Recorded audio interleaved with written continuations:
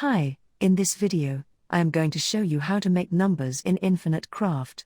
First of all, we add water. Then earth, it will become a plant. Then wind, it will become a dandelion. Then add water, it will become wine. Then again water, it will become holy water. Then fire, it will become a vampire.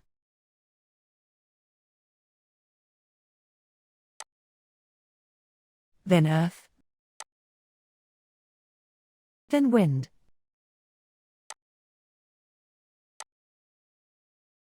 Then go to the other side. First water. Then earth. Add plant with dandelion, it will become a feed.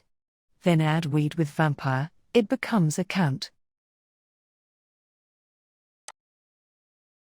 Add count with count, it becomes a number.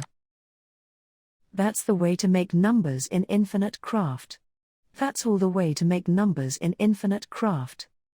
If you want more videos like this, please comment in the comments section.